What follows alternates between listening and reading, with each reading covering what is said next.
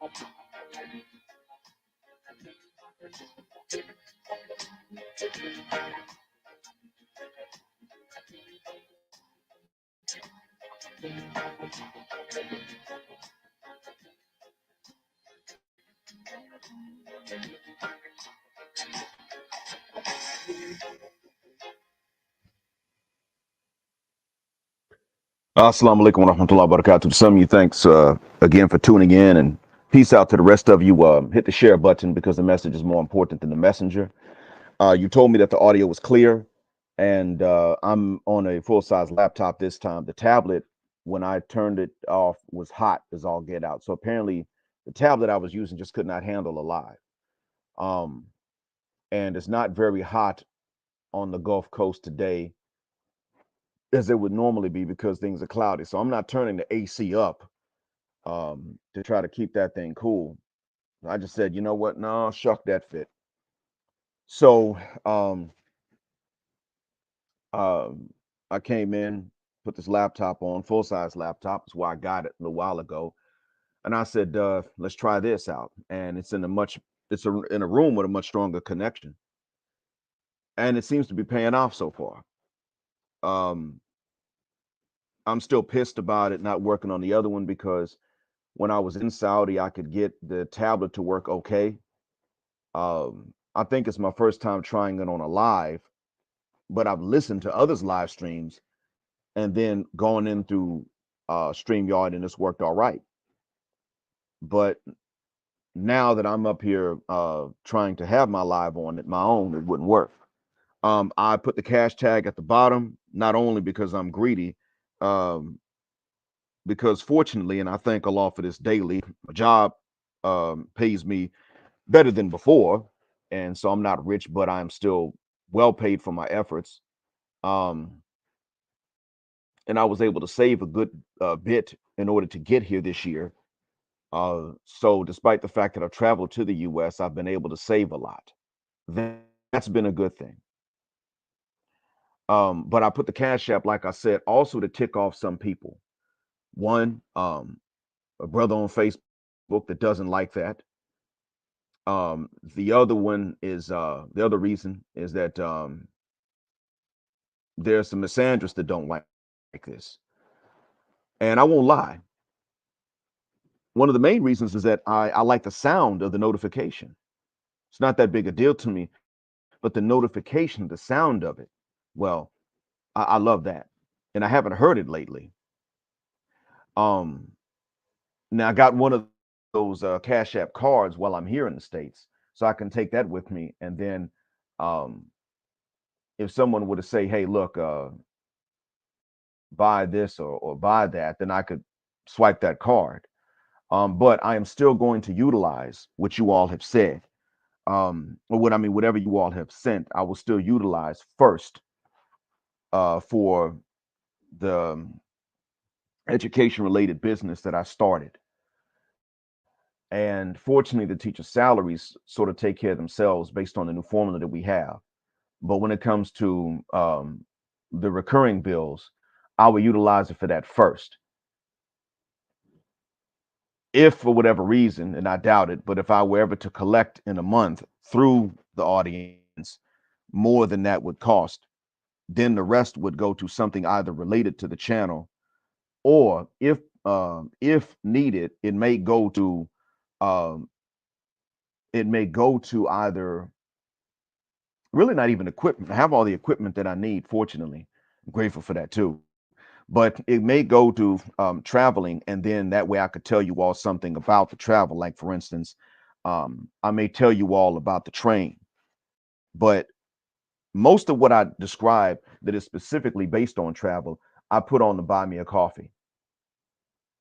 Um, if it is based on specifically living abroad or traveling abroad, I put that on the buy me a coffee so that the subscribers get something worth paying. So with that being said, let me get into this and why I'm opening this up and recording this. Um,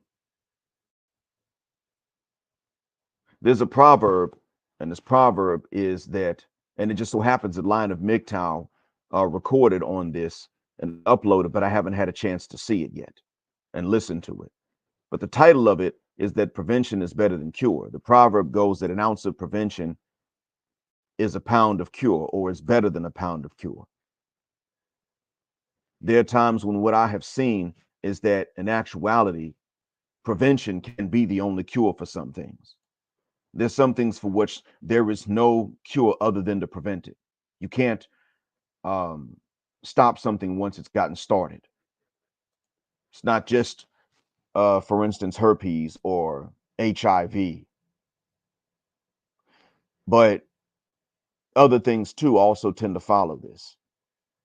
There's some things, and I've told Black people what the solution is going to be for us, but even with this being as true as it is, with the solution that I have suggested for us being as true as it is, there are still certain things, certain consequences in this life that don't vanish, even if you become the best Muslim tomorrow overnight.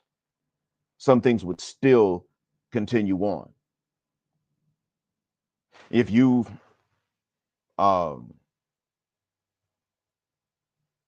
if you come in, if you accept Islam and you got herpes, you got it tomorrow too.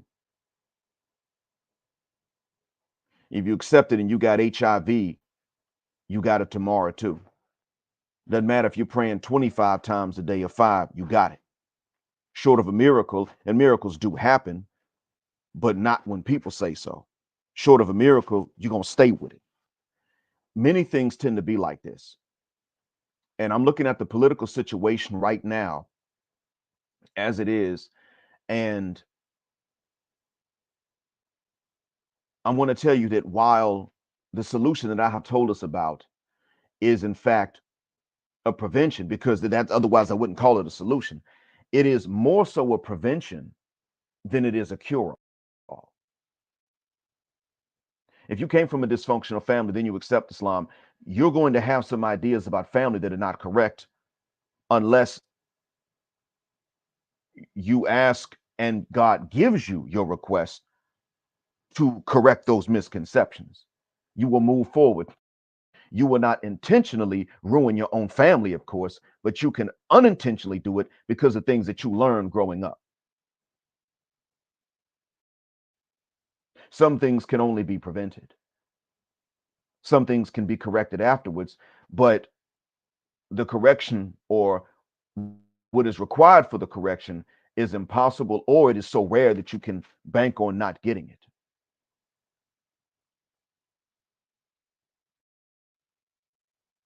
So sometimes prevention is the only cure. A lot of times it is the only cure. I meant to record this last night and upload it, but I kept getting interrupted. And then as I was logging on to here for this live stream, I saw that Line of MGTOW covered this. So I'm not going to go too much into that, except to tell you that politically speaking, this has been taken care of in the solution that I've told us about. We have our own political system. And one of the major things that benefits Black folks the most about this system, and it would benefit anybody that's going through dysfunction, and we ain't the only ones going through it, by the way, but it would benefit us the most right now in the West first, then on the continent afterwards. One of the major things that benefits us is that the one who seeks leadership can't have it. Leadership is necessary. But the one in our political system, if you ask for it, you don't get it. There can be a council that is selected and they appoint the leader. That can happen. But what cannot happen is that you run for an office of authority and then you get it. What's happening, Chance? That is what is one of the major differences between our political system and other political systems. Now, some would say, well, what about in the history of the Islamic Empire? You had kings. Yeah, that's not actually in the political system. Now you had kings and they administered and they ruled by the Sharia, but there is still the command, the directive from the prophet himself, the last prophet, because we have a bunch of them. We recognize many of them, but from the last prophet, peace be to him, and may the rewards for the prayers also be on him, told us that who seeks leadership is not to have it. And he warned us about kingship or monarchies, and they occurred. And what happened when what he warned us about wound up coming to pass. And if you ask this last prophet of ours, he would tell you, I don't know the future because I have the power to see it. I know it because it is shown to me. He gave credit to Allah for his ability to see what was going to happen. So what I wanted to tell you was that whether you believe in the solution I've mentioned or not, and I invite you to it, but more importantly, if you believe in it or not, you still must live your life with the understanding that there are times when prevention is the only cure. Now, we know individual situations, but we tend to forget that as an overarching principle. We need to recite the proverb to ourselves: an ounce of prevention is better than a pound of cure, and sometimes it's the only cure. We need to recite that, but then we need to add that second clause: sometimes it's the only cure. Because that is an important lesson for us. There is a generation and a half. What's going on, Shaka Nulu? Made it back, fortunately. This time, better laptop, better connection. There is a generation and a half, you can say. Two generations, let's say like that. There are two generations right now that have been raised on not only feminism, but specifically misandry, militant feminism. Two of them. And these generations cannot undo what has been done to them. They don't know how. The environment can change certain things about their understanding, but they still cannot get through their thick skulls that men are as worthy of love as they are. And that men actually have to earn it more, which would make us more worthy by default. Individually, you can sit up and say this woman deserves it more than that man, but by default, collectively, a man is required to earn more before he gets any, thereby by default making him worthy of more. You see, if you work somebody twice as hard for the same $12 that you work somebody else to get, the one that worked twice as hard by default now deserves 24 because you worked them twice as hard. That's objective. You paid them 12, but now you just in debt $12 until you pay them the extra 12 because you made them do twice the work. either twice as intensely or for twice as long. Now, what happens if they got to work twice as hard and twice as long? Well, see, now you done quadrupled the 12 that you owed them to 48. You paid them 12, you still owe them the other 3/4. You 36 short. That's what the walk it is. Pay them what you owe them. And so when black folks are talking about reparations right now, we're right to talk about reparations. Other people need to close their mouths. See, black men have been treated the way we should be treating others, and we've been treating others the way that we should be treated. Now, one of those statements is kind of backwards. We should be treated as we treat others because we treat them this way. So I stated that backwards. But we are also treated in real life the way that we should be treating others. You could take both statements backwards and say that we should be treating others as we're treated, and we're instead treating others opposite to how they deserve to be treated and how they treat us. We could be saying that, but let me show you what I mean. When it comes down to it, sisters have all this energy for that Soraya Brooks right now because Soraya Brooks, the Turkish origin German citizen, married to a brother from whom she got the last name Brooks, a Yankee brother. And I use Yankee to just mean American. When you get outside the United States, if they heard the term Yankee, they don't know that it means a northerner. They know it means an American. In Mexico, even if I'm from the Gulf Coast, deep south of the United States, once I cross into Mexico, I'm a Yankee because my passport is American. And my ancestors' passports were American once they got passports. From the issuing of the first passport in the world, my ancestors qualified for US passports, only for US passports. So I'm a Yankee. I go to Cuba, I'm a Yankee. In Florida, I'm not. But you see, she's married to a Yankee brother, and she sat up and said black women are no competition. She really didn't say black women. She said Western women, but black women were included because she was talking about black Western women. Well, if you refuse to compete, your opponent wins. Unless you're looking at a prize that's really not worth it. Then they win a prize that's actually a loss. Sisters have been acting like we're a prize that's actually a loss, a liability. They've been acting like that. But see, they told Soraya Brooks, even if you right, close your damn mouth. This ain't your business. This is out of your jurisdiction. But when they thought Ben Horowitz said that black women are for billionaires, they didn't say to him, close your mouth. So what they're saying is if you ain't black, or if you ain't a black woman, you can't say nothing about us unless it's complimentary. That's what they're saying. And that's what they need to say openly and honestly and directly instead of implying it. Well, see, brothers had that right.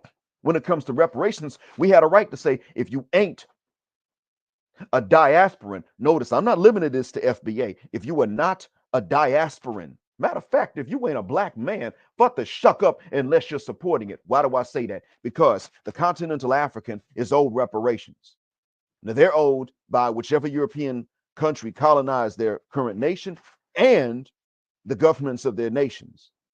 Because what? Well, the same way that we were sold away and therefore are entitled to reparations from whichever entity sold us, they too are entitled to reparations because the entities, or rather the governments post colonization, sold out the resources, not at fair market value either, impoverishing them. That's why. So yeah, black men globally are generally owed reparations. Hell, black men of Papua New Guinea are owed reparations. That's not Africa. They've been where they live probably for the last 50,000 years. But man, you look at what the hell that happened to them. Yeah, they're owed reparations.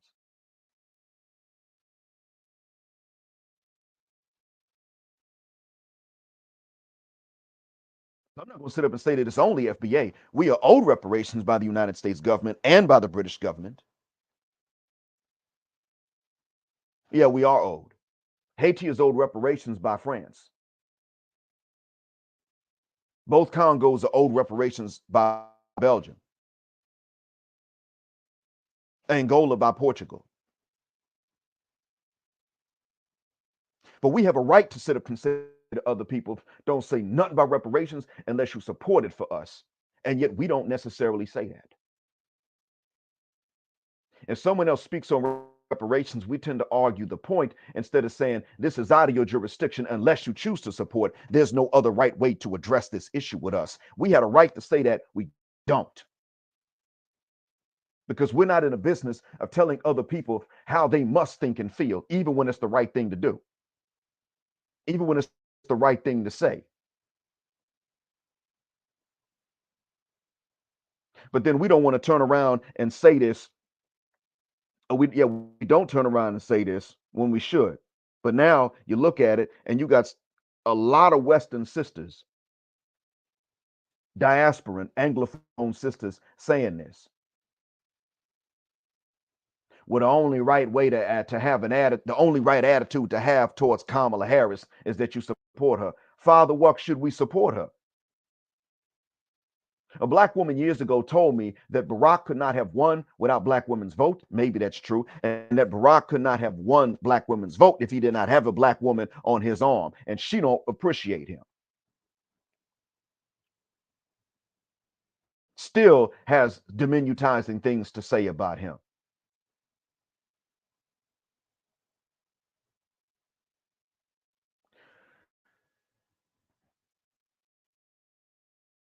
But he has to have a black woman on his arm in order to win enough votes to get into the White House. It was a black woman at my job in Saudi that told me this. I told y'all about Sandra. Yeah, she said it. I bet you now she's sitting up talking about Kamala Harris. You better vote for Kamala Harris. Here's the problem with that, though. Kamala Harris ain't got to have a black man on her arm. Matter of fact, Kamala done said she ain't black. She said she ain't going to do nothing specifically for black people. Now she wants to appeal to the AKAs, and you got other sororities. What's going on, Passport OG? And I'm very sorry I went live right after you premiered yours. I saw the thumbnail for it, but I didn't know until I was already live that you had premiered. My bad. I was not trying to take or trying to steal your. I won't even say steal your thunder. I was not trying to steal your lightning. But let me tell y'all,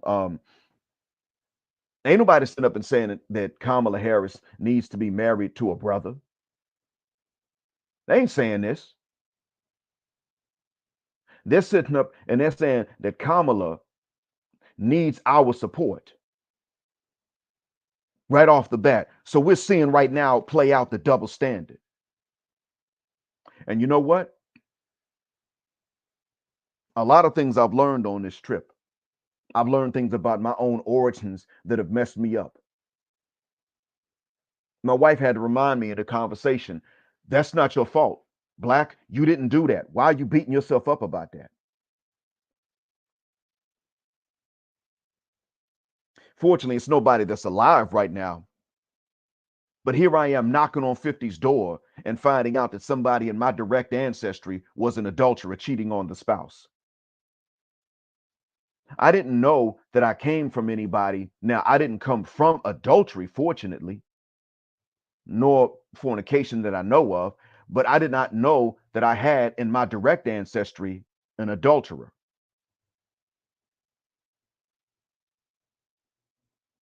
Messed me up.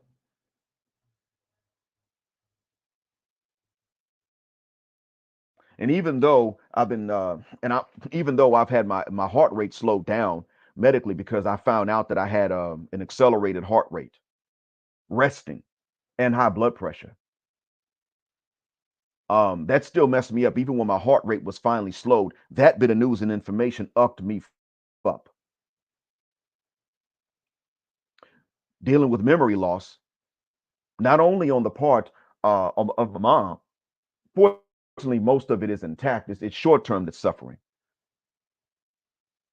but dealing with dealing also with a relative telling me leave Saudi, return to the United States. What?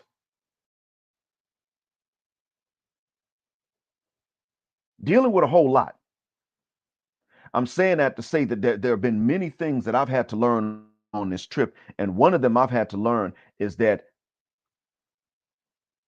instead of having to go through a conversation with my mom in which I have to check her because I don't have to, fortunately, I may have to go through one where I got to check my dad. The only reason I was not prepared to really have to check my mom is because I didn't have a mom I had to check most of the time. And I still try to mentally prepare myself for that because preparation is better and you don't need it than being unprepared and you need it. And Edward Allen Anderson had made this valid point. That manhood comes when you are prepared to check her if you must. So I tried my best to prepare. And I've had to realize that I've had to realize that I may have to check my dad. Not because he's unfair, it's because he hasn't thought of this. My dad has not thought of the fact that Kamala married a white dude. Said she ain't black, refused to single black folks out for anything that is of benefit. And he forgot because he knows about Trump being the monster. Walaikum salam, Brother Campbell. What's happening in Inspired Truth broadcast? I got to prepare for this. Now, unfortunately, I can mentally prepare. Cognitively, I can prepare. I can sit up and I know what to say. I can sit up and just point these things out. Well, now, Dad, she locked up a bunch of black men and women while she was the attorney general, but then she advocated to keep them past their sentences or past exoneration because of free labor. She said this, but then she married a Wyatt. Now, was she wrong for that morally? It's up to you, Dad. But if black support for Barack depends on him marrying a black woman, black support for Kamala has to depend on her, one, not singling black people out to do them any harm, and marrying a brother. Walaikum salam, Abdullah bin Bobby. It's got to be the same, and it's not. So if you're going for her, you have to admit that you're going for the lesser of two evils. And it would make sense if you think that there is a way that people can prevail upon her to do certain things that are in our interest that you can't prevail upon Trump to do in our interest. Now, that's a logical reason, but the notion that she's going to do that on her own is an odd notion. She ain't. She done said she wouldn't single us out for nothing like that. Barack did beforehand. Yet it is black people, it is the black race in the US that deserves to be distinguished and singled out for benefits and not burdens. And black men have been forced to deserve that even more so. And yet we won't get it. So why support those that will uphold this almost religious notion that we shouldn't get it? What the walk are we upholding these notions for?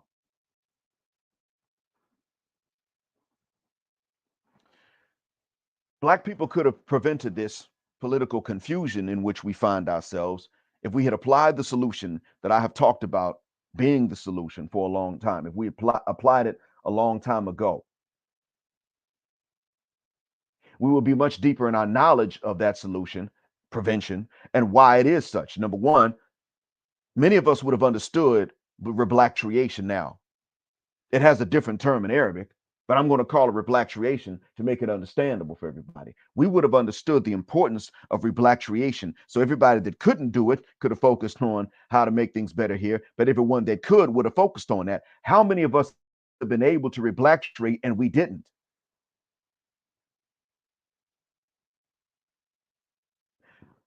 For decades, how many of us have been able to live somewhere else and we didn't do it? Now we can sit up and say, well, we won't be citizens. Guess what? Everybody starts off as a foreigner when they repatriate. You don't have to be black to experience that. Move somewhere else, you're going to start off as a foreigner. You're going to be one. I'm a foreigner in Saudi, but life's nice. It's better than what it is in the States, religiously and temporally. That's why I'm just not listening to my relative that tells me I need to leave Saudi and come back here. No, I ain't doing that. Now, if Saudi became a worse place to be a good person, then yeah, But right now, it's not a worse place to be a good person. It's a better place to be a good person. My son told me, I got to get Fridays off to pray. My son was right. He has to get Fridays off to pray. Guess what else? My son had to work a while before he could get the Fridays off. But that's also money he ain't going to get. Took a while for him to get there. He's fortunate. I've met many Muslims who go from job to job to job to job. They don't have a choice, and they can't even attend the Friday congregational. They don't have an option to do that.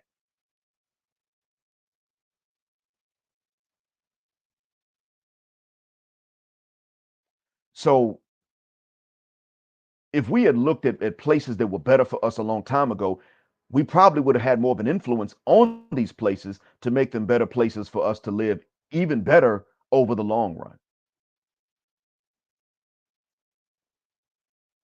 Some of us keep thinking that you're going to stay in the States, work within the system, and then you're going to make it work for Black people. Um, that works to a small extent, but not sufficiently. It doesn't work sufficiently. It never did. You can't get a Black face in an office that's going to do enough for Black people and keep them there.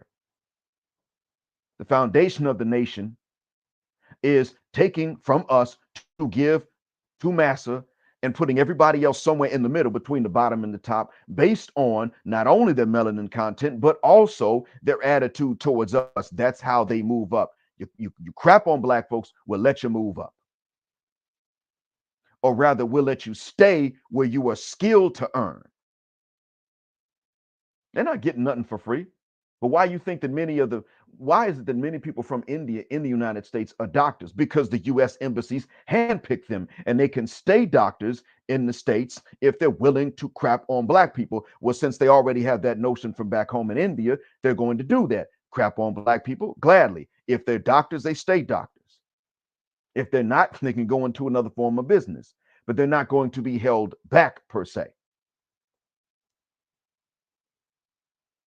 Despite the condition from which they come, or the condition of the nation from which they come, they're generally doing well before they get out of India and they get a way to go into the United States. It's set up this way. So you're looking at the end results of an intricate setup and you're thinking, well, they got their stuff together and we just don't. And it's because of something in their culture. It ain't something in their culture. If that were the case, their country would be we would be trying to get into their country in large numbers. We're not.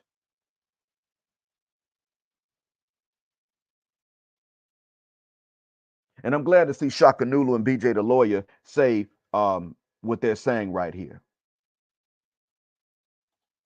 that we should be independent, because some of us are jumping on this bandwagon. Well, the Democrats ain't never done none, so I'm going to become a staunch Republican in this father mucker.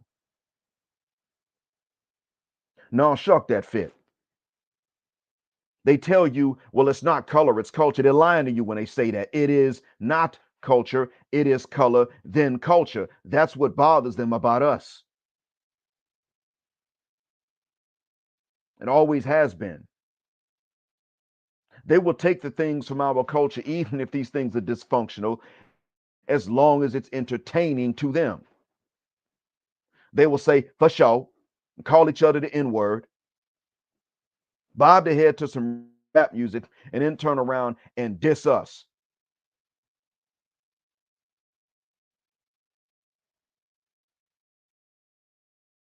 That's how they operate. Even they're Republicans. So when we go that route, we become Republicans for that reason. And this is why I say to you that the best thing for us to do is to become independent.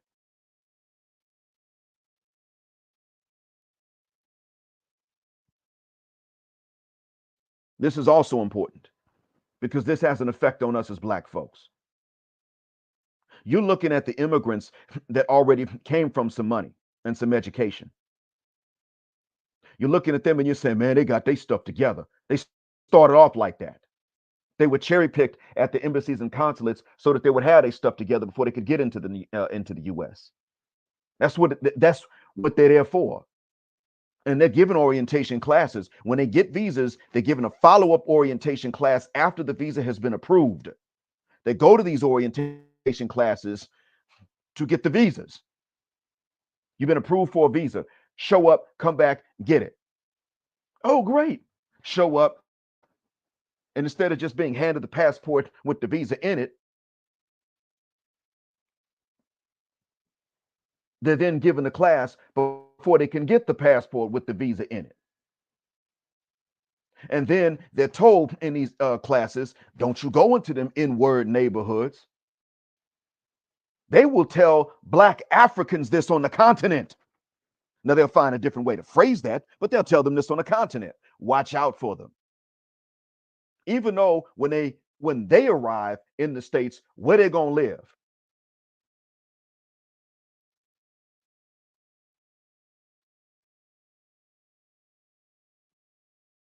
They'll be told this even if they're going to the U.S. to be a cab driver.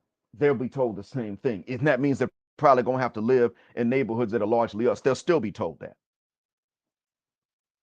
Either that or they don't have to be told.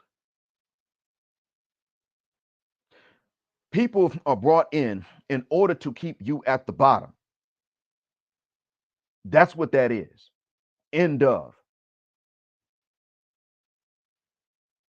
If we had applied the solution a while back, we would have actually prevented a lot of these things. Now, it would not have been easy, but we would have been further along than what we are right now. Family planning. You cannot plan your family the way that masses people plan their families. It's not going to work. How you going to plan your family?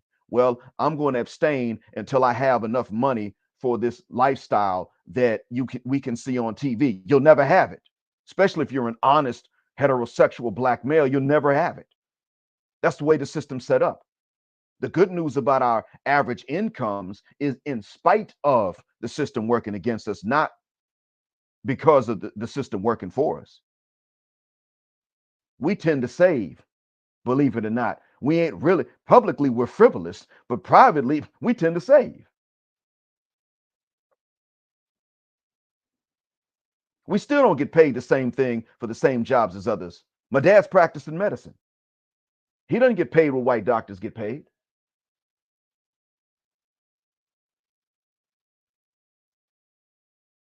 So if you're sitting up here trying to plan a family, you're going to look and say, well, okay, yeah, you know what? I'm going to wait until I get this lifestyle. I can afford this lifestyle that we can see on the TV because that's what the women want. Newsflash. Not only will you not get it when you need it, but by the time you could get that lifestyle, if you can, you're going to be in your late 30s or early 40s, a lot of times not even into your 50s. Well, by that time, if you have abstained, you were still going to be psychologically damaged from practicing sexual abstinence. It's not healthy. If you fornicate, that's not healthy either. You're going to be damaged from that too. So now you got a lose-lose situation. The solution is in what I've been talking about the whole time. You don't plan on wealth before you start a family. Most people ain't going to be wealthy. You plan on compatibility. And then when you have kids, you got to raise them to not only be your kids, but a compatible spouse to a reasonable spouse-in-law, a reasonable son or daughter-in-law. That's how you got to do it. That's embedded. That's already there. When you see some of these groups like the Arabs that have the same solution and they're not getting the same results, it's because they did not apply the solution. The ones you were seeing in the States, for one, it's not just Arabs, any of the Muslims that are not Black and ain't white. You see them and they're in the States. What's the reason they went to the States? Money. It had nothing to do with their character. Sometimes you see some who left because of a war. You don't blame them. They had to leave. But even then, if you're going to leave your country because of war, like if you're Yemen and you leave because they fight, and it makes sense, but then why would you go to the States? If the solution on which you're sitting and around which you build your life is not even likely to be inherited by your kids, no matter what you teach them, no matter how much you can show them. Why the states?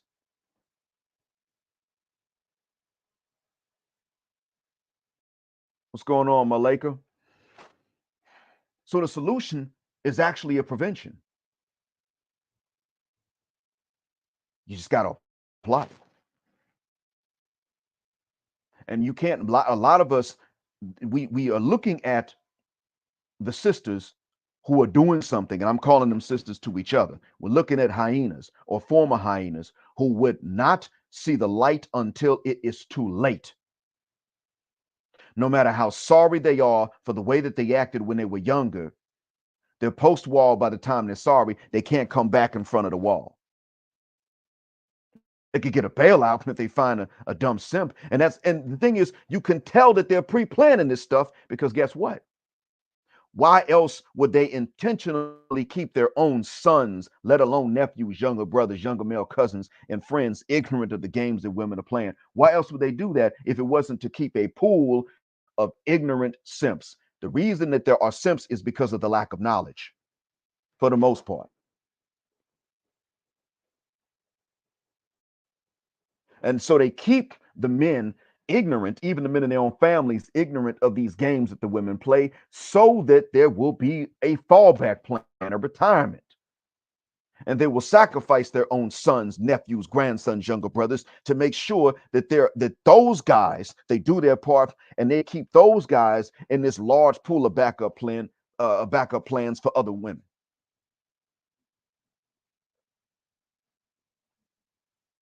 You see, when my son traveled to meet the family of the lady he now intends to marry, he fell ill due to something in the environment. It wasn't a pathogen, but there was something in the environment. We know what it is. It's only seasonal, but it made him fall ill. He got sick. He was too sick to even go through a wedding ceremony if they had chosen. If she said, I want to get married now, I've been waiting. I want you to, I want to get married now, and I want you to knock this box out now. I'm backed up and about to explode. If she had said that, my son would have been too sick to go through that. She looked after him and helped to nurse him while he was ill. She sustained it was very small, a mild injury, but she sustained an injury in the process of getting medicine for him. My son's mother, of course, was not in favor of him considering somebody else, especially from so far away. I mean, this lady is from a place further away from the United States than Saudi Arabia is. My son, on his way back to the States, visited me. It was on his way. Stop and think about that. Now, my son, instead of having to have, my son had a conversation with his mother more recently, and his mom said, actually, this is a good thing, because you look at what she did. And she said to him, I'm telling you that here in the US, almost nobody would have done that, especially looking as cute as this girl does. They wouldn't do it. So my son's mother made a confession to him. Now that I think about it, you know what? In this country, you ain't gonna find someone that's gonna treat you like that, look after you like that, especially looking like she does.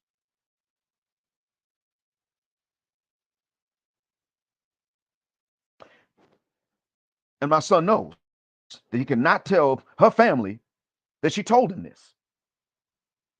He knows who in her family would not say anything, wouldn't blame her for looking out for her son, but he also knows who in her family would blame her and say, girl, you can't be doing this.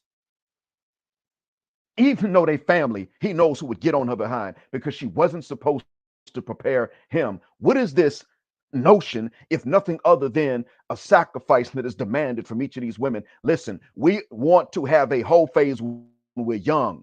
We want to F around, and we want stepdaddies later on for these kids we had with the men that we sexually want. And we don't want to have kids with men that are responsible. We don't sexually want men that are responsible. So for the ones that are actually going to make good dads, they're not sexy enough to actually be the fathers biologically. So we're going to separate them two. We're going to get the genes we want from this carefree guy over here. We don't want his DNA if he ain't carefree.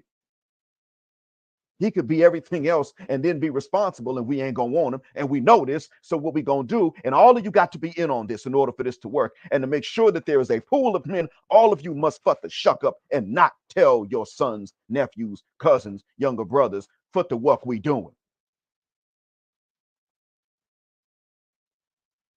That's why there's a rule against telling you this. If you want to get around this particular thing, it's going to have to be something that prevents this. And one of the things that can help with that is that, see, we already got one particular principle that even many other Muslims don't have in place, and that is, let's start being brutally honest with this stuff. The Black manosphere is pushing transparency and honesty. Guess what? That's a concept inherent in the solution.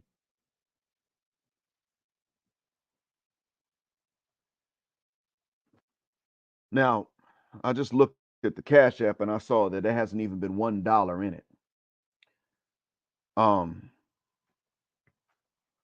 I can understand that, but if there's not going to be, that's cool. If you all hit the share button, it's 23 right now. I'm not even asking about the likes. I'm asking about the share button.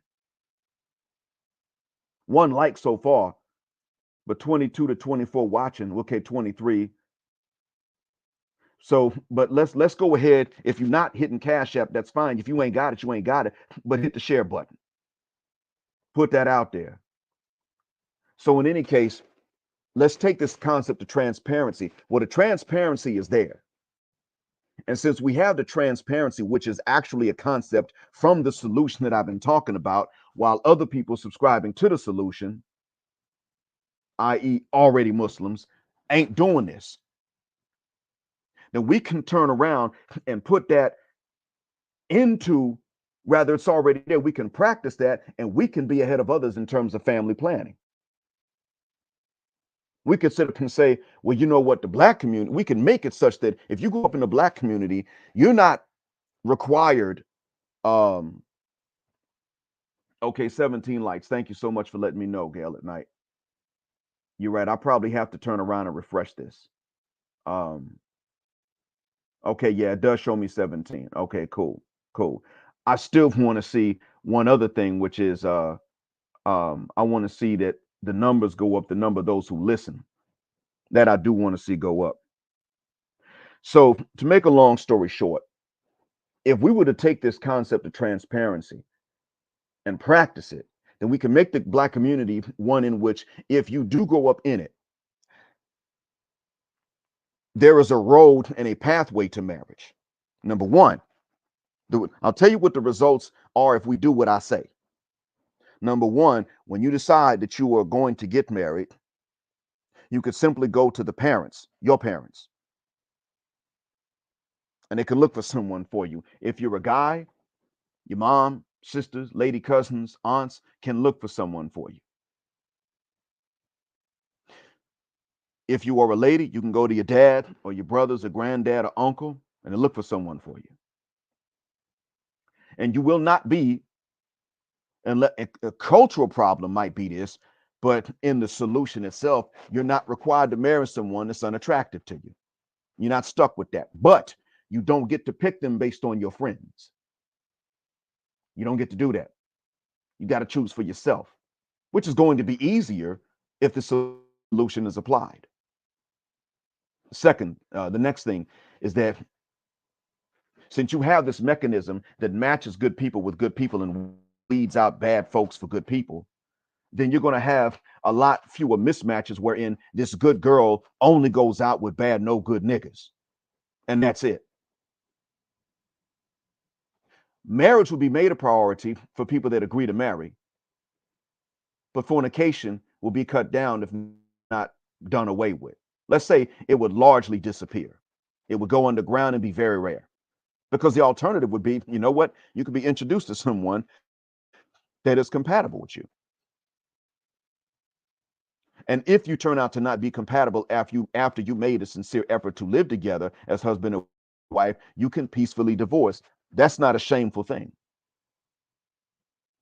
Now, some people are telling you, well, yeah, man, we need to do what they're doing over there. And sometimes they're right. Other times it's just culture and it doesn't work.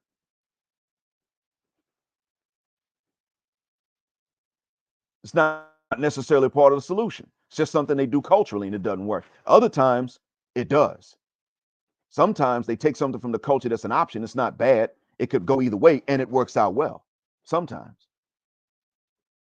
Like, for instance, Arabs tend to look at a woman that's divorced and say, why is she divorced? They don't ask why the man is divorced. They look at her. Well, what's the reason? Well, see, marriage is so difficult and expensive for men over there, especially in the Gulf nations, that they know a man is not about to sit up here and take out a loan to pay her dowry, because no dowry is inexpensive over there. They don't do that.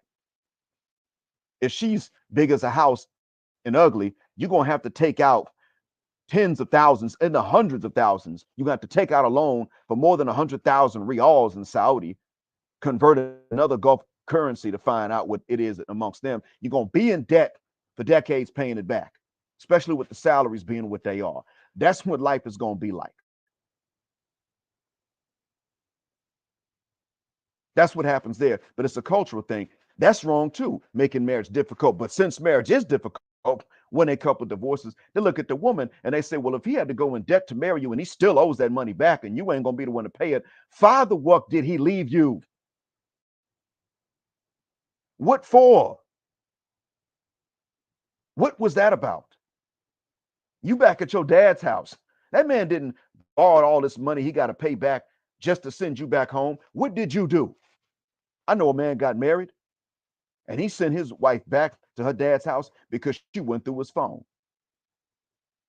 Didn't find nothing, but he found out that she went through his phone. That man said, I can go through your phone, but you don't go through mine. Now go home and stay with your dad. And he got married again. Now imagine he probably had to take out 2 loans, but that's what the hell he was doing. So if you apply that solution I'm talking about as a prevention, now you have an environment. I'm talking about seriously take the solution, not copying somebody else's culture. Now you got a situation in which you grow up black. Guess what? You are raised not just to be your mom and dad's son or daughter, but you're also raised to be someone's spouse. When you're ready to marry, you ain't got to be old and wealthy to do it, to be able, whether you're a man or a woman. You're then introduced to some folks. When you and somebody agree to get married, then ideally the families ain't going to step in and say, well, okay, 2 years from now, y'all get to get married. No, if you agree, then you are married promptly. You're allowed to bond with each other. You were not introduced to each other with these nasty high body counts. So you will have a higher chance of being able to bond with each other. And then you bond with each other. And you're able to start your family and your life. And there is no guarantee of wealth either. And so since God himself has prioritized the libido of the woman and the man over the materialism of either the woman or the man, you get to actually live in accordance with that. So if a materialism gets out of control, she doesn't get to turn around and say to the husband, no, I want a new couch. Take your hands off my panties until I get this new couch or this new ring. She does that. He can say, okay, so you saying no? Go back to your dad's house. And now the only way you're going to keep me is if you share me with another wife that ain't going to do this stuff. Are you not? Well, you can stay at your dad's house then, because you ain't coming back here. That's how that works. And one of the reasons why you got a lot of ladies that are coming into the masajid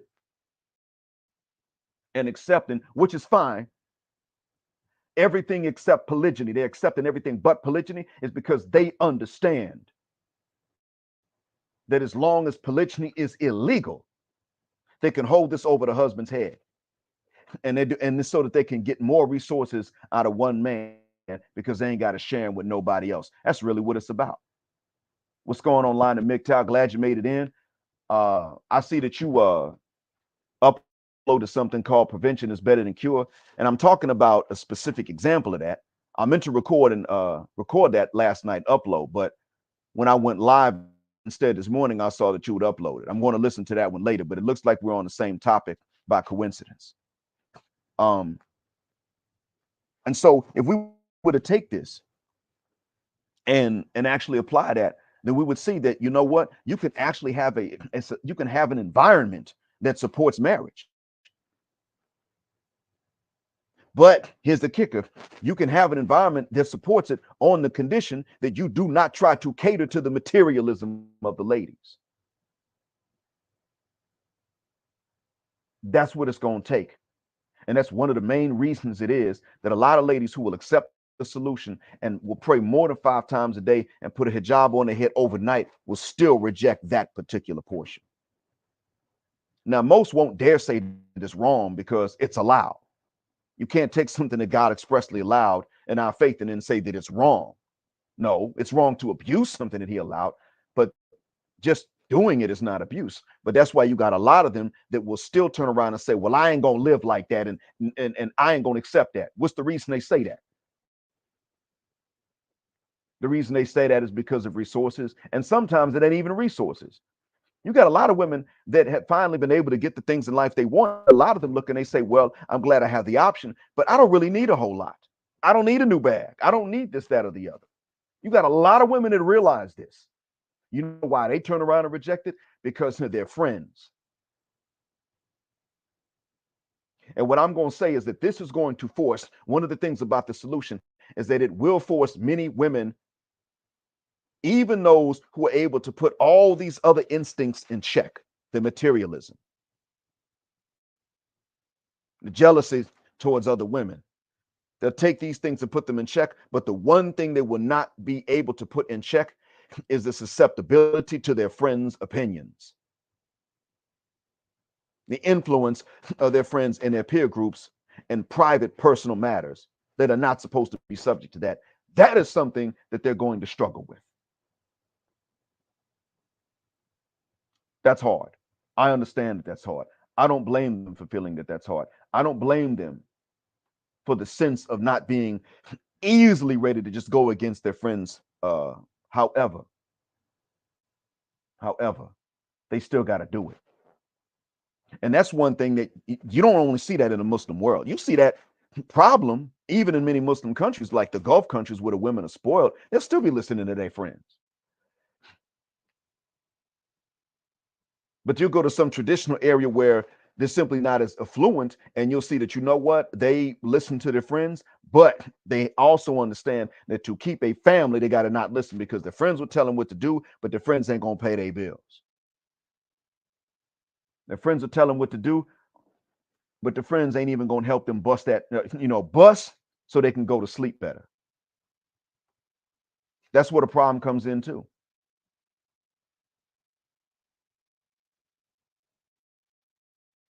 So I'm going to tell y'all straight away. I'm going to let y'all know right off the bat that there are certain things that we're not going to be able to fix in this generation, but they can be prevented for the next. Unfortunately, you're in an environment that is never going to allow you to pass this down, even to your own daughters. So what you're going to have to do is you're going to have to get out if you can. If you can't, then don't concede. But if you can, get out.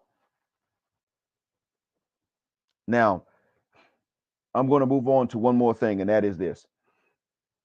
About this, and I said this already in an upload, but I'm going to go a little bit more in depth in it about this political show. Oh, wow.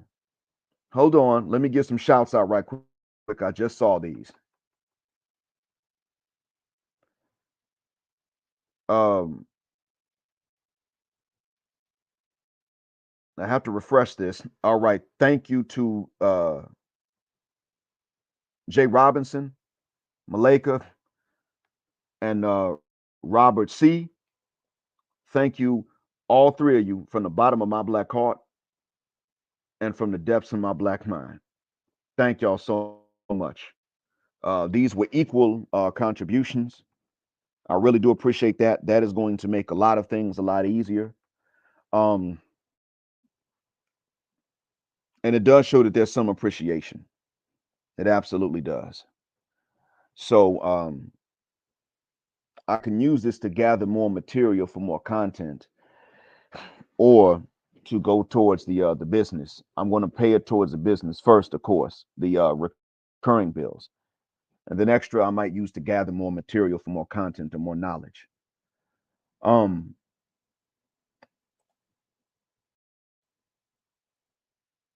this is an example of something right here that I put on the screen. What Mr. Campbell said: "A Muslims have toy parties." That's despicable and that's disgusting by our standards. Now, that is a very far-fetched idea, but I've talked with Robert before, and he doesn't say things just making them up. Now, somebody can lie to Robert, and he could repeat it not knowing it is a lie. But I ain't caught Robert lying. I've caught him telling the truth. Just like with Hurricane Edward Allen Anderson, the Reverend Brother Pastor Deacon Dr. Hurricane Edward Allen Anderson. I've caught him telling the truth. I don't catch him lying. So either someone lied to Robert Campbell, it's possible, or this is exactly what is happening. And if this turns out to be beyond what is going on, that means there's still something going on. It's more likely, though, that somebody told him and left something else out. So it's probably worse than this. And here's the issue. I'm saying this because I want y'all to see an example of what happens when somebody claims the solution but does not practice it.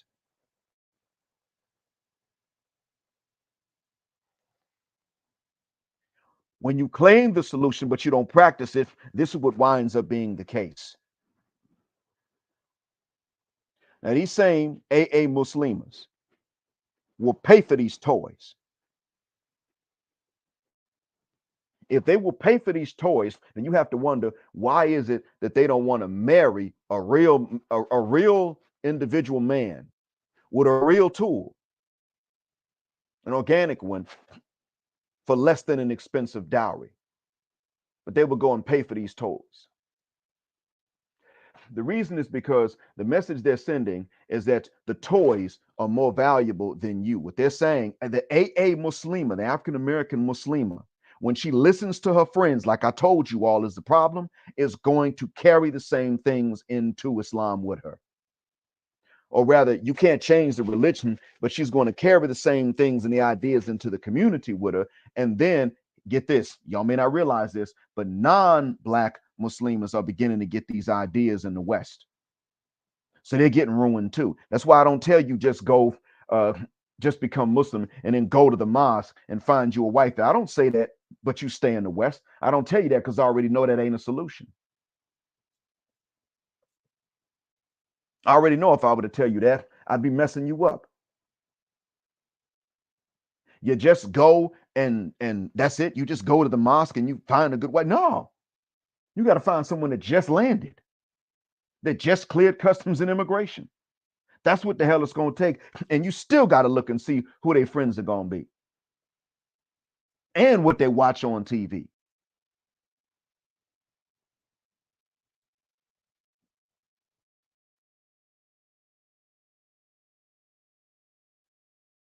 This is what happens because they claim the solution, but they don't practice it. I'll tell you what happens when the solution is actually practiced. And unfortunately, let's say that um, let's say that you're in the West and you're stuck and you're one of the many that will not get a chance to leave. If that is the case, then you're probably going to have to import, and that's also risky. We already know. Many of you were saying, "Wait a minute, we in a red pill." The black male red pill spaces don't say we'll bring her into the states. I know. I understand that. You don't. You only do that if you're stuck in the states. You can't leave. That's the only way you do it. And even then, you do it with great caution and great care. And you let her know. Watch you. You tell her these women are on some stuff. You let them know that you tell them you can work with them. You can be polite, but if you get close to them, they're gonna have you with nobody. They're gonna have you out here single with nobody, and you ain't gonna be able to find nobody.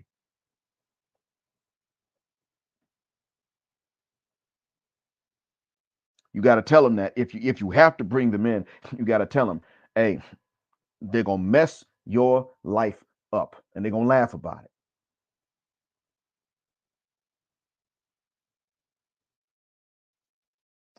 So in any case,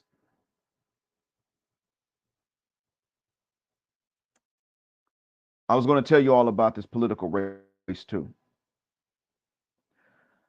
It looks to me like from within the country for the last 3 weeks, it appears that um, a lot of people are not fully aware of the gender war going on between black men and black women. I had to tell my mom that there is one, and that a lot of it is online, and it's not really playing out in real life yet, but that it's on its way. I had to tell my mother that one of the reasons you don't see a lot is because a lot of the young men are simply going to work whatever job they can find, and they're going to stay indoors a lot, and they can stay in contact with each other while being indoors, and that they're also going to turn around and they're going to play a lot of video games or other indoor hobbies, and that therefore you don't see it play out, but that these men are not going to walk up and approach women out in public. In conversations with my mom, I had to let her know that eventually this was going to become public knowledge. Everybody was going to realize that we're involved in a gender war. And it looks like it's about to happen because once Biden withdrew from the race, um, automatically the nomination shifted to Kamala. And so, since black men are now saying in mass, we ain't backing her, for what? It's now going to call into question beyond the circles that previously talked about this. It's now going to call black men into question, even in other circles. It's going to call black men into question in places like, um, or let's say in circles like on certain mainstream TV shows. Why is it the black men aren't backing her? Is it because she's a black woman? And we're going to say, no, it's because she's not black. She said it. And because she won't do anything for black people. She said it. But why are you giving her a pass for the same things for which you would have never given Obama a pass? You see, Ice Cube dealt with this. And we're already dealing with a red pilling of many celebrities. Ice Cube got a red pill wake up call. Those women, except for Lisa Ray, gave him the red pill. What, black women aren't included in black people? No. What's in it specifically for us that you're not gonna get, that we ain't got to share with you? Dang. So Ice Cube got it, but he's not talking about it much. Dave Chappelle has had it. I don't know what, I guess life gave that to him a long time ago. He ain't saying much about it. We already know. I mean, you got some other comedians that talk about this stuff. There's already um, Patrice O'Neal talked about it while he was alive. I think Aries Spears has told some jokes about this, and Corey Holcomb has talked about this at a lot. They are some of the celebrities that will say these things, but other celebrities, no. You think Russell Wilson has not been forced to get this? He is bound by now to have seen the naked truth in front of him. You would not have been with Sierra if she did not have somebody's kid already, because you would not seen as fit to be the first one to spray a woman's womb. And even when he waited to have sex with his first wife until after marriage, she cheated.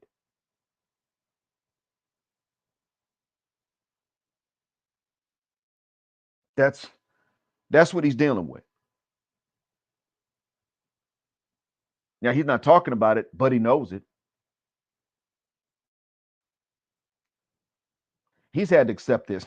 He's in physical shape. He can mop the floor with Future in a fight just based on the shape in which this man is.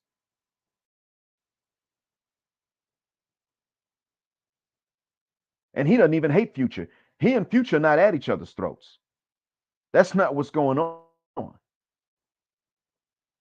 But the fact remains that he has to understand that she's always going to be alpha in, I mean, she's always going to see Future as alpha. He sees this, and if not, everybody thinks that, and that's enough to make him question, well, dang, would she have ever been with me if she had not had Future's baby first? This is why men are refusing to become stepdads. Men are coming to the realization that they're being offered the position of stepdad, but not dad, because these women would never want them to be dad. That these women view them as inferior, and that's why they offer them the position of stepdad. And so the gender war now is about to hit this election. It was about to hit it last time, and it's about to hit the election again. And this time is a time to make the world understand the gender war on our terms. I don't say this because I like for everybody to see that we fighting with each other, but it is a time now that we can make the world understand the gender war on our terms. Not on Boom Shika's terms, not on Bon Quisha's terms, not on Sophista Ratchet Sapphire's terms. When they say get your booty to the polls, we will be able to sit back and say, no, we're not doing that. And here's why. We will actually be able to step up and say the fact that you sisters are automatically backing Kamala right off the bat tells us everything that we need to know. Because you were never going to do the same thing for Barack Obama as unconditionally. You have said that he had to have a black wife in the White House with him in order for you to back him up. And now we're saying, where her black husband at? If you're telling us she's black, where's her black husband at? And by the way, if she had a black husband, you would have sat up and said, well, she's the preference. That don't count. She ain't really black. But since she got a white guy, y'all gonna act like she the blackest candidate you got. We can now make the world understand the gender war on our terms. It's going to come, the cat's about to come out the bag anyway. We can now go ahead and tell everybody that bag that you see shaking and is moving around and with all them crazy sounds coming out of it right now is a cat. There is a cat in that bag. That's what's about to claw its way out.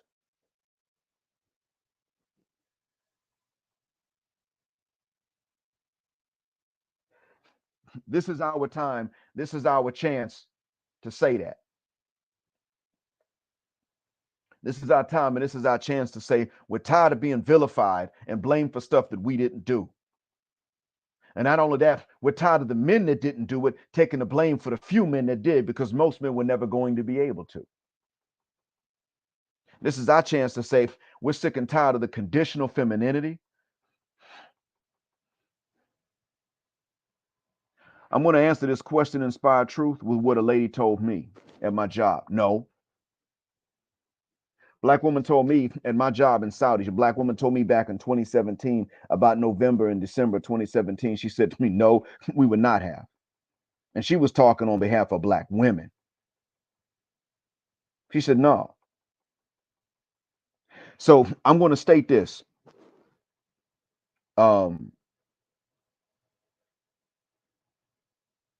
We now have this opportunity to come out and say that we're sick and tired of being blamed for being deadbeats. And 18% is the maximum possible percentage of black men that are out here. Matter of fact, that's the maximum percentage of men in general that are out here siring kids and ain't living with them and ain't regularly there with them. Or at least let's say that are siring these kids out of wedlock. Let's say that much. 18% that are siring kids out of wedlock, whether they're involved or not. Let's go ahead and get that out the way. Let's state that. This is our chance that we can turn around and that we can say they hated Kobe. Shouts out to Shaka Nulu for pointing this out. They hated Kobe for the same reason that they're going to give Kamala Harris a pass. What the F is this, man? Why she get a pass? What are we doing here?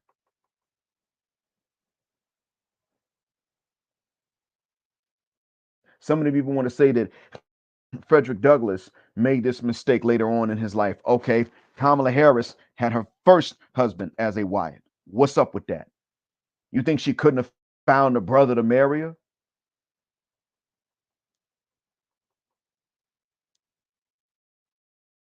Man, look, this is our chance right now to go ahead and get in front of this train and direct the train the way we want it to be directed.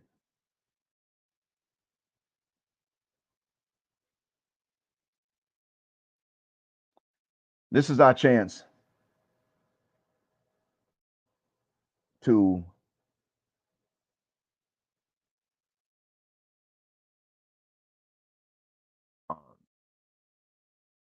this is our chance to grab a bull by the horn before it charges and to direct its charge.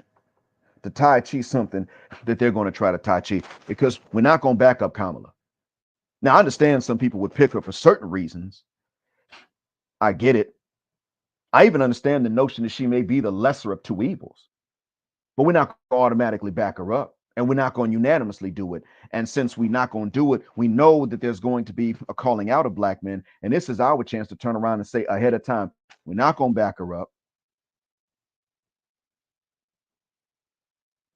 Um, and this is why we're not going to do it. Many of us ain't even going to vote, and this is why we're not going to do it. And as a matter of fact, since we're officially 6% of the population, we can't take the blame for whoever wins or loses. And so, therefore, let's be honest, in doing so, and you calling for her to automatically be backed up, the fact is that because Biden dropped out, you're already looking at Trump's victory. She's going to get less votes now because she's a woman, and it's going to be a lot of white women that are going to go that way. She could not be actually, she's going to get less votes because of her black blood. No matter how not black she is, that right there is going to get her less votes from white women because they done already set up and said that Trump can grab them by the genitals as often as he wants. They done already told you that. They had a protest and they were wearing hats in the shape of women's private parts. They done set up and told you. White women done set up and told you that, and black women know this. They got the message, the memo from white women. White women done told you that race trumps gender. And since sisters notice and is still acting the way that they're acting, that tells us something.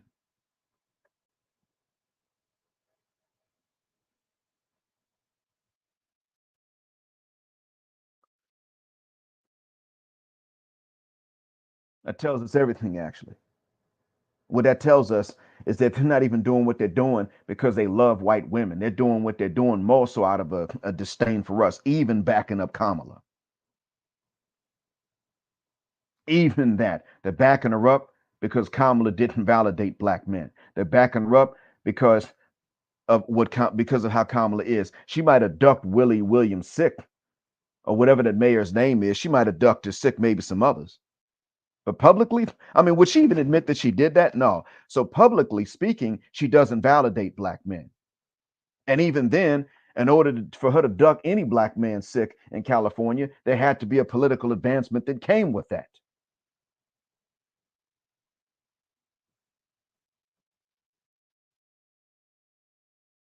That's what that's telling you all the time.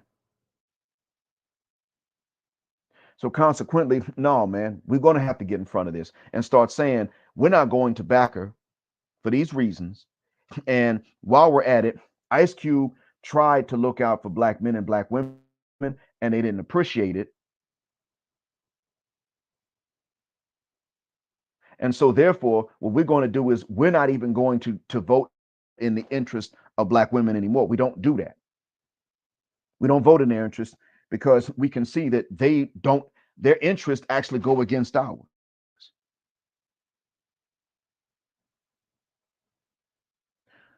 As a matter of fact, I'm going to tell you all proof that I have of that. Look at the term white adjacent. Oh, yeah. White adjacent. Now, do you, type of one, if you remember me using the term white adjacent before? Put a 1 in the chat if you remember me using the term white adjacent. If you got a full size keyboard, type white adjacent in the chat.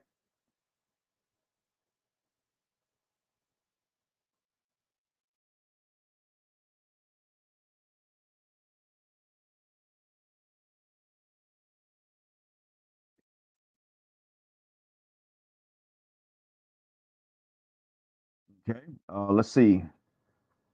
I guess there's a delay. All right. Tiger Blood remembers. So we're dealing with about a 35-second delay between me speaking and you hearing. Um, but I guess that doesn't put it into everything. All right. Geechee Man got a full size keyboard. He remembers. So if you don't have a full size, go ahead and put in white adjacent in the chat.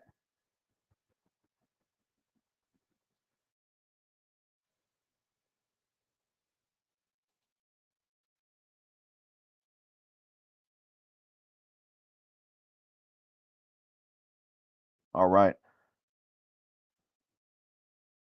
So 2 people remember. That's it. Only 2.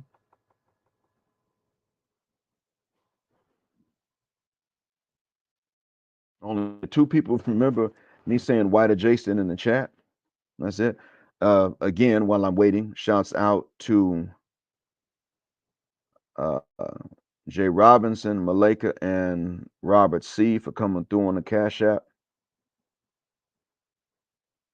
Thank you, all 3 of you, from the bottom of my black heart and from the depths of my black mind. If anybody did uh, donate through Cash App since then, forgive me if you don't hear your name. It's only because it's not my Cash App is freezing on my phone. It's very slow, so it might take time. All right, Inspired Truth Broadcast remembers me saying white adjacent. Now, there's only 3 that remember me saying white adjacent so far, unless there's a major sound delay. Um, but I'm going to ask you to put. Um, I'm going to ask you to type in first one with an ST in the chat if you never heard anybody say white adjacent before you heard me say it. If you did hear someone else say white adjacent before you ever heard me say it, then type some other number in the chat. 2, 3, 4, anything other than a 1.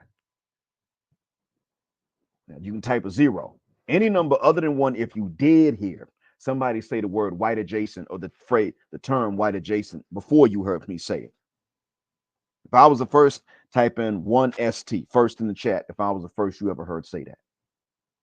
I'm going somewhere with this. I'm gonna land this plane.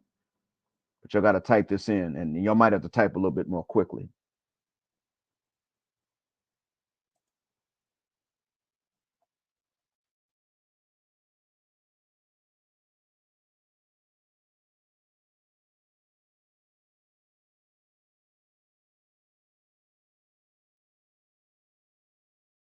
All right.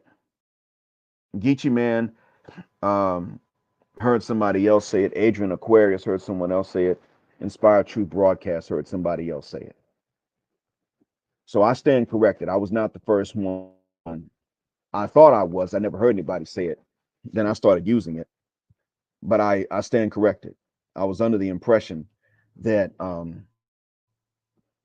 they took this term white adjacent uh, and hijacked it. But I still have to ask this question about the context of its use. If anybody else used white adjacent and you heard them, and I'm going to give you time to type out the full answer, did they use white adjacent to mean black men that uh, thought like white men, like a coon? Or did they use this to refer to other ethnic groups that snuggle up to white folks and look down on black folks? And yes, those two tend to go hand in hand. I'll give you time to type that full answer in the chat.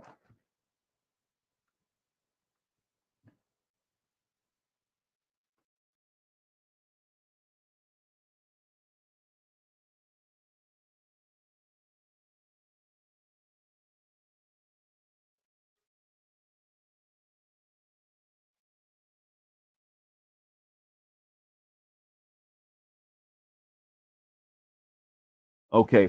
Inspired Truth Broadcast says that it was buffer classes. So that would mean non-white, non-black groups.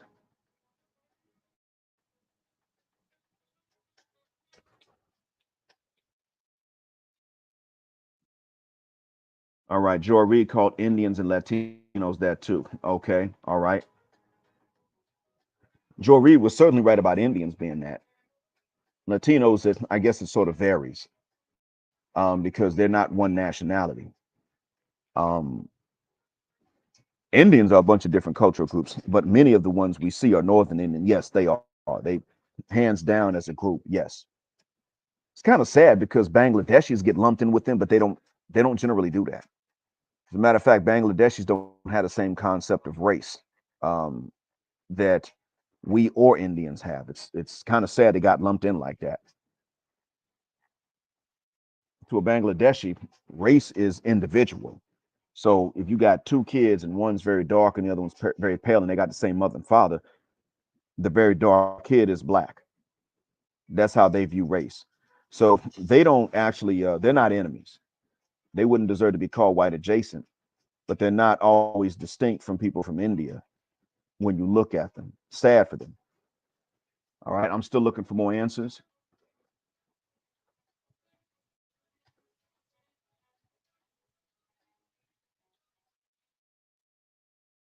Okay, now Geechee Man said that um, that Joy Reid also said it like a slur for black men that want what white men have over white women. Do you mean that want what white men have over white women? So Inspired Truth Broadcast and Adrian Aquarius, remember Joy Reid using this the same way that I've used it before. Geechee Man heard her say it as a slur um, for black men. Which one of those two is most popular right now? Even though it's the same woman using it, she's used it once the way I used it, and she's used it another time as a way to insult black men. And if we want what white men have over white women, I would say so goddamn what, because we've already seen that if you don't have that over sisters, they walk all over you. They might ignore you if you're lucky. They walk all over you if you're not. But deal with you respectfully, Father, what would they do that? And truth be told, I ain't gonna lie. In my regular movements around lately, I ain't had sisters just diss me for nothing. When I was a teenager, I would see that. But since I've been an adult, I haven't had sisters do that if I'm just um, on a very limited contact with them, like at the store or something. I've had them joke, but just outright be disrespectful, like if I'm just at a store and she's employed. No, but you know what? Other brothers that are more recognizable than me, visibly more recognizable than me, are seeing this. So that's why I look and I say, oh, well, you know what? Treating me well, but treating my darker brother like he's less than does not count. I don't take that as authentic. Chuck that fit.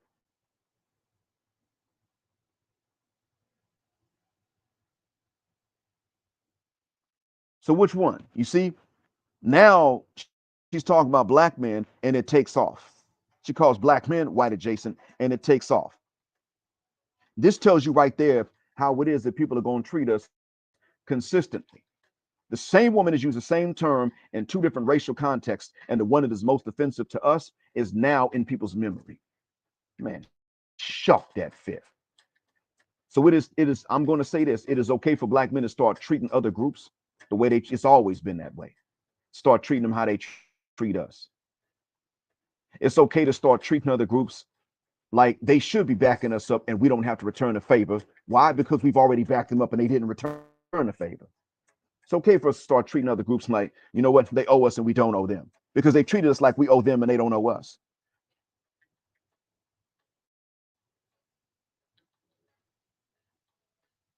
Not just should we want the patriarchy that white men have over white women, and really that's not enough. So not only are we right to want that, we're wrong if we don't want more than that and demand it. Because that white woman This is her white man as well. It just ain't our problem to fix, but we know what's going on. And since we know that that's what's going on, we should go ahead and say we refuse that arrangement. Because even though most white women prefer white men, what do they tell you, white man? Even when they prefer you, they'll act in front of you like they prefer us over you sexually just to diss you. Well, you're going to stand in the corner and watch while I boff this black guy. Most of them ain't into brothers like that, and they don't have to be. But they're going to sit up here and act in front of these white dudes like, oh, yeah, yeah, I like him and I don't like you. Pay this bill, pay this insurance, pay all these bills right here, and sit in the corner and watch me boff him. They just out here trying to emasculate their own men. And some of them are trying to use us to do it.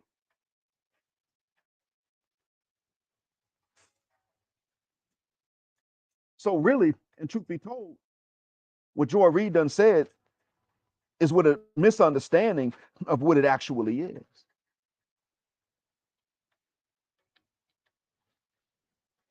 And that's why I say that we need to go ahead and just start telling folks, you know what? You're not going to like the way we deal with you. We're willing to be genuine allies, but we done already been that, and it's been one-sided. So now, in order for us to be allies, it's going to be one-sided the opposite way to make up for foot the walk you done did. We got out there and marched. You got the civil rights out of it. We marched. You got the affirmative action out of it. Even that white woman. We marched, fought. You benefited. We had to stay behind. Now it's your turn to get out there and march for us. We ain't marching for you because they ain't gonna do nothing but trash stuff and say it was the black guy that looted the stores. They ain't gonna do nothing but start a riot and say it's us. So now you get out there and you pay and you don't get paid because you've already been paid. Your turn. We upheld our end of the bargain. You did not uphold yours. The only way to salvage this is that you uphold your end of the bargain and we're done upholding ours. Or there is no alliance. And as a matter of fact, you will be an enemy for treachery. And this is something that is okay for us to say to Western black women that are misandrist.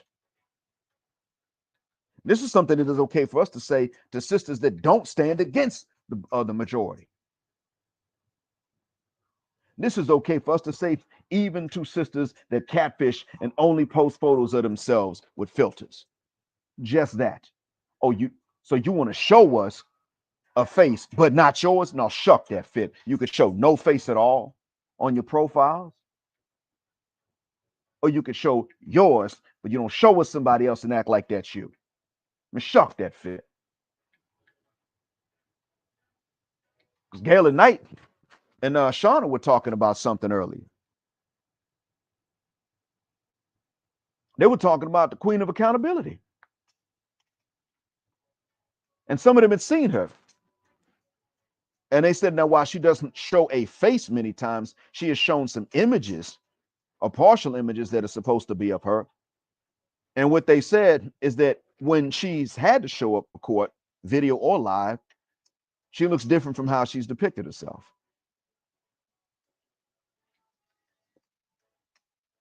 Why does she have to depict herself at all? So even just that, we have a right to start looking at those who do this and say, no, we ain't on the same page. We are not the same. We're not even on the same team. You are in opposition. You are an opponent. Shuck this fit. We don't do that here. And I understand why LOM doesn't deal with them, period. It's not impossible for there to be a well-behaved woman. And when I say well-behaved, I don't mean just agreeing with every man because the man has an opinion, but agreeing that men are equal and have rights as deserving of the same things that the women swear they deserve. But the thing is, it's like what my son's mother told Simba a little while ago. It ain't that there's no such thing as a woman in America that's going to treat you right? But you're not going to meet her. Does she exist? Somewhere, yeah, but you're not going to meet her. Before you meet the one that's going to treat you right from her heart, you're going to meet the ones that will treat you right only because of the options in other men that they don't have. They're much more abundant than the ones that would treat you right because it's the right way to treat you. And it's like that with lying. I get it. It's not impossible for there to be women that are well behaved. But guess what? You, I, Lion, everyone else, ironically, Lion and MGTOW, my son's uh my son's name translates to the same thing.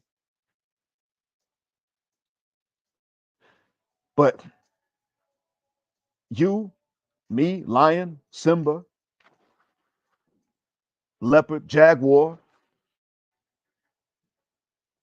the other men that we know are far more likely to find ladies that are going to behave well or even treat us well because of the options they don't have in other men before we would find some who behave well because it's the well way to behave or treat us well because it's the right way to treat us.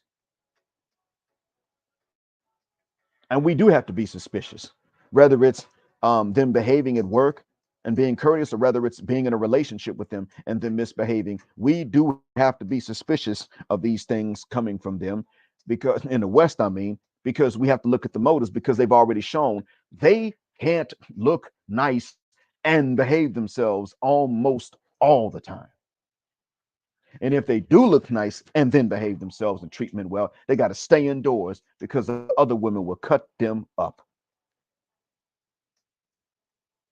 I'm telling you now, if Melanie King were younger, if she looked the way she looked with plastic, she looked without plastic surgery, the way she looks now with the cosmetic surgery, and she were younger and childless, and she said the stuff that she says, which in itself is inadequate, she knows they would cut her up.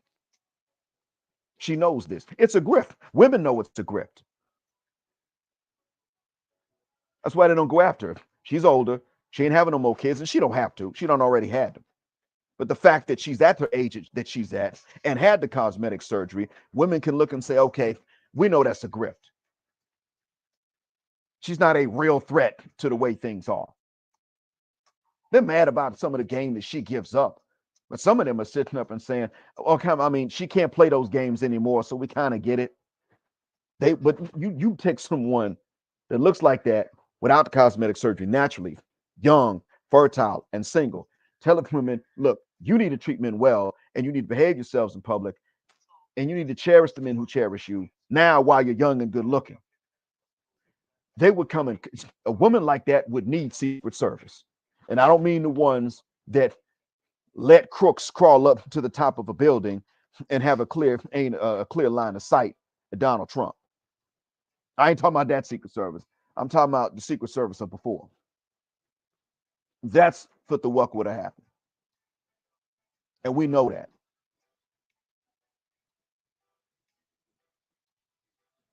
And I hope that what I said has been a benefit. I've been at it for an hour and 45 minutes. I need to get ready for Juma prayer. So I appreciate that. I might go live one more time before I leave, but I doubt it before I leave the States. Let me give this message out to my brother that lives down the interstate, further down I-10, on the other side of that swamp. You know who you are. I did not forget, but with the rain, I knew that the plans were nil anyway. But also, um, it took a little extra to look after my mom, and I had to handle a delicate situation. I might still have to. I'm not sure, but I have not forgotten about you, bro. You know who you are, and I'm terribly sorry about getting so tied up. But like I said, I ain't forgot. Thank you all for listening. As always, black heart, black mind, jet black out. And thank you for flying with us again here on Jet Black Airways, where the phrase jet black is also a verb. Um, Black patriarch until extinction or judgment day. And black non select male power just because they don't like it.